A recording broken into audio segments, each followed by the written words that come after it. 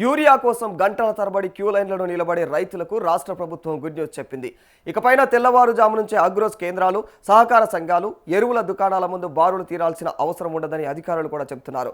Urea పంపిణీ విధానంలో కీలక మార్పులు చేస్తూ కొత్త నిబంధనలను అమల్లోకి తీసుకువచ్చారు.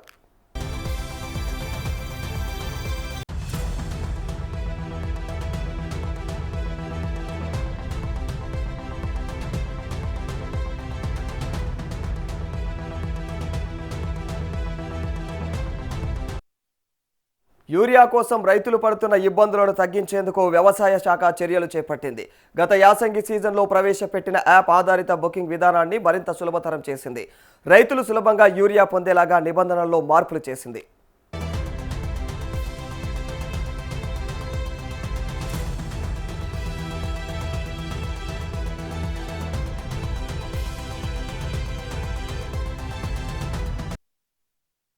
ఇప్పటి వరకు యాప్లో బుకింగ్ ప్రక్రియలో ఎదురైనటువంటి సాంకేతిక సమస్యలు, ఆలస్యం, కేంద్రాల వద్ద రద్దీ వంటి అంశాలపైన వచ్చినటువంటి ఫిర్యాదులను అధికారులు పరిశీలించారు. వాటిని దృష్టిలో ఉంచుకొని రైతులకు అనుకూలంగా కొత్త మార్పులు అమలు చేయడం జరిగింది. కొత్త విధానంతో యూరియా పంపిణీ మరింత పారదర్శకంగా, వేగంగా జరిగేలాగైతే చర్యలు తీసుకుంటామని కూడా అధికారులు తెలియజేస్తున్నారు. దీంతో రైతులు అవసరమైనటువంటి సమయంలో ఎరువులు సులభంగా పొందే అవకాశం ఉంటుందని పేర్కొన్నారు.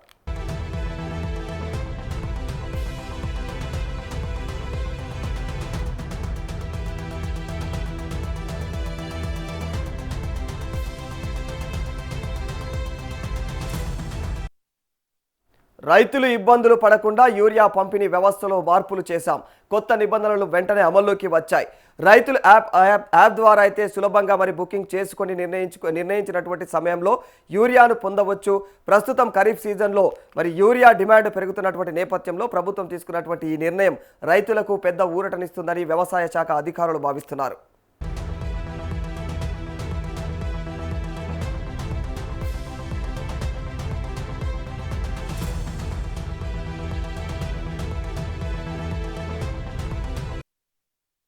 యూరియా కోసం క్యూ లైన్లో నిలిచినటువంటి పరిస్థితులకు చెక్ పెట్టేలాగా అయితే ప్రభుత్వం తీసుకొచ్చినటువంటి ఈ కొత్త విధానం ఎంతవరకు రైతులకు ఉపయోగపడుతుందో చూడాలి. అయితే పంపిణీ వ్యవస్థలో మార్పులు తక్షణమే అమల్లోకి రావడంతో రైతుల్లో ఆశాభావం వ్యక్తమవుతుంది.